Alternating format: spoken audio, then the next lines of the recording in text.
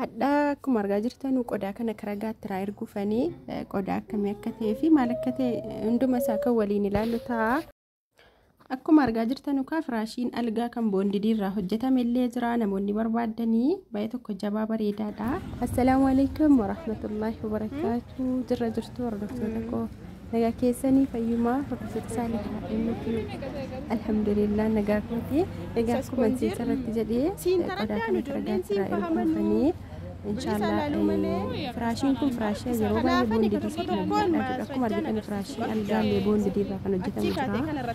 Yoo barbaadan kan ta'e jechuudha laanni dhaabatee argaa jirtan kun meetira samaaniidha. Firaashii algaa jechuudha boondidii irraa carqii uffata gurguramaa barbaadan isas argachuu dandeessu. Baay'ee tokko jabaa bareedaadha qodaa jalaalamiiti. Egaa jechuun qodaa baay'ee tokko cimaa bareedaa ta'edha. Video kana like godhaa, share godhaa, namoonni subscribe godhin subscribe godhaatii maatii kootaa. Meeshaalee garaagaraa meeshaalee barbaadan bifa barbaadan akka barbaadanitti biyya keessaa argachuu dandeessu na biraa jechuudha. Akkasii akkuma argaa jirtan boondidiidha. Firaashiin kun haala kanaananii uffisa jechuudha jalatti. Hamma yeroo argitan sana qullaadha miti firaashichi waan qabu. Kanaaf akka kanatti kabarii jalaan hodhisiiseen achiin irra keessaan immoo carqii arabiyaa majlisii waan barbaadan bifa barbaadan haala barbaadaniin itti isiniif hojjetama jechuudha.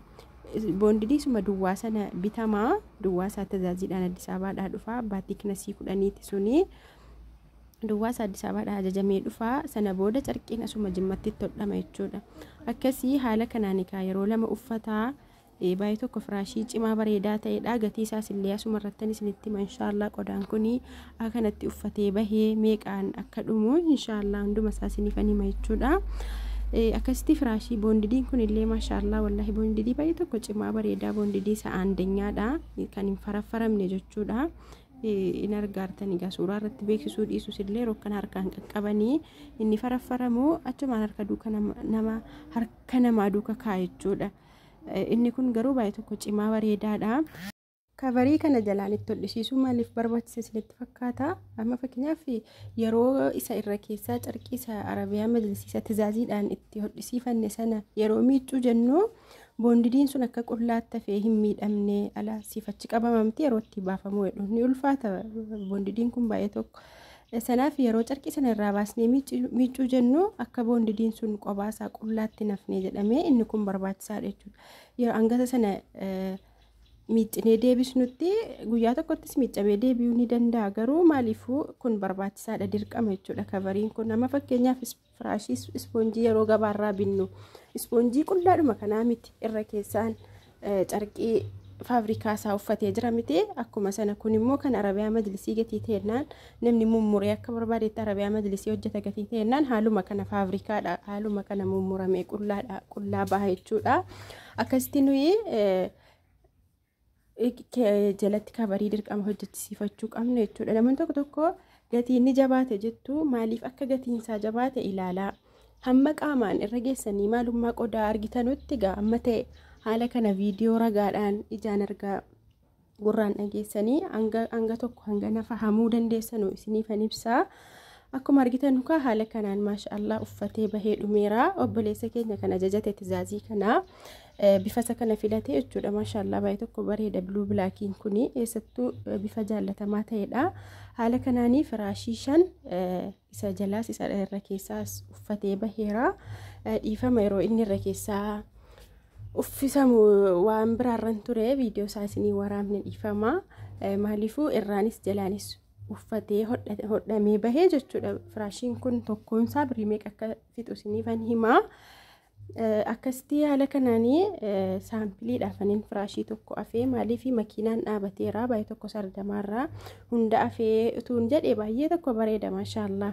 Garuu makiinaan dhaabatee jira in sardamaaru homaa gochuu hin danda'u. Fakkeenyumaafaniin firaashii tokko afee haala kanaan obboleessi keenya kuni maashaallah takkaayaallee qabaa beebii qabaa arabiyaa majlisii dhuma jedhaa bakka wanti arabiyaa majlisiin adda isa godhu hin jiru. Tiraasiin sun bichi tiraasii ta'uusaa malee tiraasiin maansaallee ispoonjii miti. Tiraasiin suni kanaan dura waa'ee tiraasii kanaas hin beeksiseera. Keessoon isaa boondidiidha. Boondidii suma kan arabiyaa majlisii sanatu jira.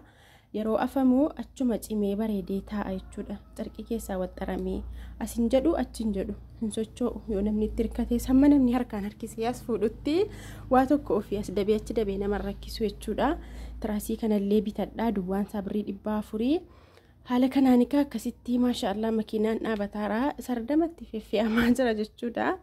Akkasii hordoftoota koo firaashiin kun hodhamee bahee birrii 6,000 hodhamee bahee irraanis uffatee jalaanis uffatee inni jalaa dirqamaa akkitti hafuun jiru innarra keessaas immoo dirqamaa firaashiin sunis jabaa bareedaa ta'uun dirqamaa. Kanaaf gatiin isaa akkas ta'e namni tokko gatiin ni qaala'e jettu waan gatii rakasaa waan hadha bittanii bor itti borii dhiistanuu waan hadha bittanii borbadu bitachuurraa aluma tokko silaa waa bituun keessa inollee gatiin dabalattanii tu firaashiisa kana bitattanii akka kootti gaarii natti fakkaata. Maaliif yeroo ammaa kana biyya keenyatti waaqayyaara taa'uun xiqqoo nama rakkisee jechuudha jiru qaqqaalayeera jedhama miti suma dhugaa jechuudha. Akkasii baay'ee tokko ulfaatallee firaashiin kun yeroo ol fuudhanuu ni ulfaata. Aqimiin dubartii badaa dandeessee ol hin fuutu jechuudha. Aqimiin dhiiraa malee yookiin nama lamaa waan akkasii yookiin immoo ofumaa ciniinnatanii ol kaasuu malee baay'ee tokko ulfaata jechuudha firaashiinsaa. Akkasitti kun akkuma argitanu sasila kabarii sasila jala uffateedha. Inni kun inni irra keessaa immoo ziippiidhaan hodhame. Inni jalaa harkifamee afaan karaatti gadi galfameeni marfeedhaan hodhama waxxaramee maaliif irraan ba'uunni. Inni kun garuu irraa baafamee miccama gatii ta'ee fi haala kana ziippiidhaan godhamee saatii barbaanne bannee keessaa baasnee miccineetti deebisuu dandeenya. Ziippii isaa irraa hojjetamee waa tokko hin ta'u jechuudha. Ziippiidhaan ta'uun isaas immoo waxxaramee bareeda. Waxxarri jedhee bareeda jechuudha. Akkasitti kunoo beebiin kunillee hodhamee bahee birrii 350. Qircaatiin kunis birrii 350. Takkaayaan tokko hodhamee bahee birrii 1,000 bakka biraatii garuu birrii 200 eessaayyuu jechuudha. Boondidii isa aandanyaarraa gatii waa tokko gilsiidha. Namni tokko yuutuubii irratti warri hojjetanuu gatii keessaan waliin dubbannaa jedhu jechuudha. Gatiin himanuu yuutuubii irratti maaliif dhoskaan barbaachisu gatiin qaamiidha bakka. Eenyuyyuu aynata tokkoon hojjetamuu qaba. Gatiin dhaabbataadha. Asirraa dhageessanii bakka biraas dhattanii gaafattanii wal bira qabdanii ilaaluu ni dandeessu. Gatii wal bira qabdu garuu qodaa qaamaan biran jirtanuu akkasii wal bira qabdanuu hin jiru jechuudha. Namni tokko qodaa mataa isinii dhiyeessee qodaa bareedaadha jedhee gatii kan nama biraatiin wal madaalchisuu danda'a. Garuu qodummaa isaa qaamaan bira dhuftanutti arguu hin dandeessanuu. Erga qaamaan bira dhuftanii argitanii wanti isin gootanuu hin jiru. Namni si hadhaa malee namni isa borii badaa hin yaadatu anumaa kaasee inshallah rabbi amrii kulli nuuf laaffisu. Isa hadhaa qofa osoo hin taane isa boriis nama yaadee waan gaarii walii hojjetu rabbi nu haa godhuun isiniin jedha.